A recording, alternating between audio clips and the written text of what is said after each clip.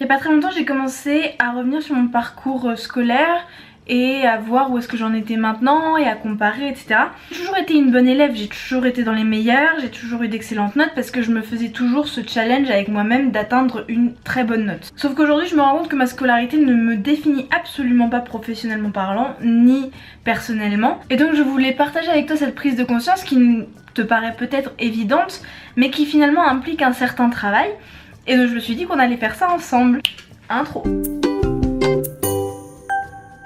J'ai 4 points. Premièrement, les études que tu feras ne définissent absolument pas le travail que tu feras. C'est pas parce que tu vas dans une grande école que tu auras un boulot, par exemple. Et tu peux totalement te réorienter à plein de moments dans ta vie. Ce n'est pas parce que tu as fait S au lycée que tu ne peux pas devenir agrégé de lettres plus tard. L'idée qu'il n'y a aucune porosité entre les filières, qu'il n'y a aucune possibilité de passer de l'un à l'autre est à vrai dire assez fausse, parce qu'à partir du moment où tu trouves une vocation, si elle ne correspond pas du tout à tes études, pourquoi tu t'empêcherais d'y accéder par tous les moyens possibles? Si tu trouves le boulot de tes rêves, tu es sûr que c'est genre ce que tu veux faire dans ta vie, mais que t'as pas les études pour, il y a toujours des moyens, il y a toujours des formations, il y a toujours des reprises d'études ou des moyens d'y accéder. Pour t'illustrer ça, je vais te donner mon exemple. Donc comme je te disais, j'ai toujours été une très bonne élève.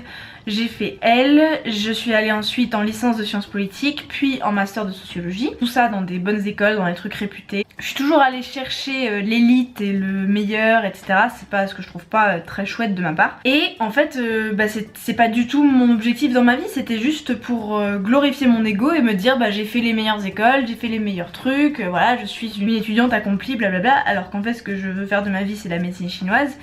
Et ça n'a absolument rien à voir avec mes études de base, et donc je reprends des études à côté. Il y a toujours moyen de se réorienter, il y a toujours moyen de trouver d'autres solutions pour atteindre ce qu'on veut faire. Donc c'est pas parce que j'ai fait une licence de sciences politiques que j'ai fini assistante parlementaire. Le deuxième point qui est relié pour moi, c'est que avoir des bonnes notes ne signifie absolument pas avoir un bon travail. C'est vrai que ça aide à avoir les études que tu veux, vu que certaines études nécessitent un bon dossier et que dans ce bon dossier, certaines écoles, certaines prépas, certaines facs vont faire attention aux notes. Donc ça, c'est vrai que les notes c'est important pour la poursuite d'études et pour le dossier qui circule dans le parcours classique. Moi par exemple, pour ma médecine chinoise, j'ai absolument pas eu à donner mes résultats du bac ou mes résultats de licence, etc. Donc c'est pour ça que j'en viens au fait que c'est pas parce que tu as des bonnes notes au lycée que tu auras le bon travail qu'il te faut, puisque ça t'aura juste permis d'atteindre les études que tu veux. Parce que moi je pensais que c'était fondamental pour mon futur d'avoir une excellente note au bac par exemple. Mes notes de seconde qui maintenant n'ont aucune importance,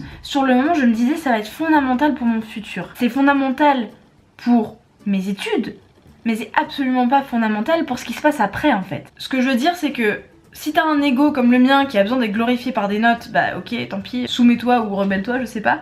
Moi je me suis soumise à ça. Mais si tu veux rentrer dans une école, dans une formation qui ne se préoccupe pas nécessairement de tes notes ou qui t'implique pas d'avoir un 18, etc. Le travail que t'auras plus tard ne va pas regarder les notes que t'as eues au lycée ou même en fac. C'est juste pour te dire que y a pas besoin de faire une fixation sur le fait d'avoir de bonnes notes. Troisième point, être populaire à l'école. Donc que ce soit la primaire, le collège, le lycée, l'université, ne définit absolument pas ta réussite dans la vie. Si tu es populaire au lycée, ça veut pas dire que t'as réussi ta vie. Dans le sens inverse, avoir été celui qui a été bullied, harcelé, malmené par un groupe de gens populaires, voilà, ça veut pas dire non plus que ta vie professionnelle ou même que ta vie personnelle sociale sera un échec. Du tout. Et ça peut toujours basculer à n'importe quel moment dans ta vie. Et réellement, j'ai jamais rencontré des gens là maintenant dans on va dire l'âge adulte tu vois, qui ont été déterminés par leur popularité, peu importe à quel niveau de leur scolarité. Je te donne mon exemple à moi. Pendant toute ma primaire, j'étais celle qu'on harcelait, j'étais celle dont on se moquait, j'avais très peu d'amis, des amis qui n'étaient pas vraiment des amis, tu sais ce genre d'amis qu'on a quand on est enfant. On se dit que c'est nos amis, on les invite à nos anniversaires, en même temps ils se moquent de nous et ils sont méchants et te font savoir toujours que t'es quand même un peu inférieur à eux. Ça c'était ma situation en primaire, et dès que je suis arrivée au collège, juste parce que l'environnement a changé et les gens ont changé, ce statut qui m'avait été imposé par les autres a changé et j'ai été promue au rang doucement des plus populaires, des gens qui ont le plus d'amis. Et ça n'a absolument rien changé à ce qui se passe maintenant, à part que j'ai fait tous les efforts du monde pour ne pas faire à certaines personnes ce qu'on m'a fait à moi en primaire. Donc j'ai fait très attention à ne pas abuser de mon statut de fille aimée par la plupart des gens en me moquant des gens qui étaient un peu en marge de la classe ou de l'école. Et c'est ce qui fait que là maintenant j'ai rien à me reprocher en fait, d'une certaine manière, ou vraiment pas grand chose. Et je pense que ça c'est assez important parce que quand tu sors du lycée, quand tu sors du collège, quand tu sors de toutes ces sphères, même à l'université ça peut arriver, et ben tu finis avec du regret finalement. Parce que ça sert plus à rien d'avoir écrasé cette personne. En gros, les relations sociales de hiérarchie au sein des groupes dans les écoles, collège, lycée, université, n'ont absolument aucun impact quand tu en sors. Tu ne seras pas marqué sur ton front a été un loser ou une loser pendant 3 années parce qu'il était malmené par ses camarades, tu vois. Ce sera pas marqué nulle part, personne le saura. Et dans l'autre sens c'est pareil, c'est pas parce que t'étais populaire au collège que ça va être marqué sur ton front et que tu vas être quelqu'un de plus important que d'autres. Ensuite je pense que c'est ultra important d'arrêter avec la hiérarchie dans les différents boulots et même dans les différentes études. Quand j'étais au lycée et même au collège, le nombre de fois où j'ai entendu que S c'était mieux que ES et que ES c'était mieux que L. Moi depuis la 4ème, j'étais dans les meilleurs élèves, je voulais faire L. De la 4ème à la seconde, beaucoup de gens, y compris mes parents, ont vraiment insisté pour que je fasse S. Et j'ai tenu parce que je voulais faire L. Mais ce que je veux dire c'est qu'il y a une hiérarchie limite imprégnée dans notre cerveau que être en S c'est mieux, mais il n'y a aucune raison.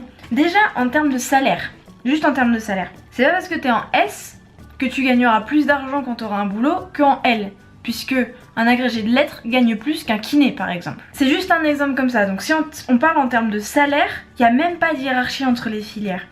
Évidemment un chirurgien gagne plus qu'un maçon, mais il y a aussi les raisons de pourquoi t'as fait tel ou tel boulot, pourquoi t'as fait telles ou telles études. Est-ce que t'as fait les études de S parce que tes parents t'ont dit que t'allais faire médecine, ou est-ce que t'as fait les études de S parce que vraiment toi tu voulais faire médecine du plus profond de ton cœur? Il y a quand même une sacrée différence entre les deux. T'as été en S parce qu'on t'a dit que t'étais bon élève et que tes parents t'ont dit vas-y tu seras un grand médecin machin machin, et qu'en fait parce que tu voulais c'était chef pâtissier, chef pâtissière, ou maçon ou maçonne ou ébéniste, et que toutes ces filières là sont complètement dévaluées dans la hiérarchie des filières et des formations, c'est complètement en dessous alors qu'on a autant besoin de maçons, de maçonnes, d'ébénistes que de chirurgiens dans ce monde et de chirurgiennes. Ça me fait beaucoup de peine en gros que cette hiérarchie soit autant imprégnée dans tout ce qu'on fait dans notre scolarité.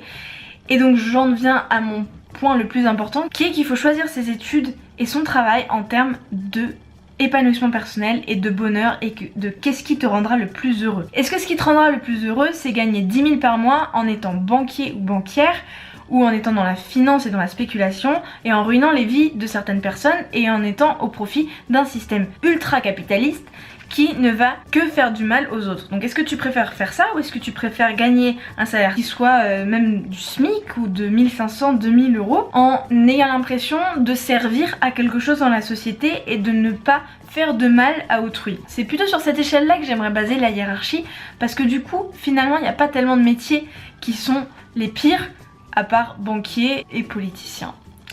Je te donne mon exemple. J'ai fait sciences politiques parce que je voulais faire une carrière voilà un peu dans l'élite, et je me suis rendu compte qu'en fait pour moi le meilleur boulot du monde c'était d'aider les gens, d'être dans le service à la personne, et c'était la médecine chinoise la meilleure réponse. Je ne vais pas gagner beaucoup d'argent du tout, mais ça me fait vibrer, ça répond à quelque chose en moi, parce que avec les capacités que j'avais, que j'ai remarqué l'année dernière, j'aurais très bien pu devenir chercheuse et gagner un salaire très confortable, voire même avoir une bourse, etc. Mais je me serais ennuyée, j'aurais été profondément malheureuse pendant des années et des années. Donc j'ai préféré m'économiser tout ce temps-là et dès maintenant me concentrer sur le fait que ce que je veux faire dans la vie a un autre impact. Je veux avoir les outils en moi qui peuvent me servir à aider ce monde à être meilleur. Et si en plus je gagne de l'argent pour vivre grâce à ça, c'est quand même le pire. Tous ces petits conseils pour te dire que ce n'est pas parce que tu es dans une filière que tu n'aimes pas que c'est irrattrapable. C'est pas parce que tes études correspondent pas au travail que tu veux faire que c'est irrattrapable. C'est pas parce que t'es populaire ou pas populaire que ça va affecter ta vie. Et c'est pas parce que t'as des mauvaises notes que tu auras un mauvais travail. Juste fais attention aux notes dont tu as besoin pour les futures écoles que tu voudras faire. Et voilà, c'est la fin de cette vidéo. J'espère qu'elle t'a plu. C'était un peu particulier, je sais pas, j'avais envie peut-être de m'énerver un peu sur le sujet. Vidéo de la semaine dernière en cliquant juste là, tu peux t'abonner en cliquant juste là, mets un pouce s'il te plaît parce que ça me fait monter et les gens me voient plus et ça me fait vachement plaisir, et je te fais un énorme bisou et je te dis à mardi prochain.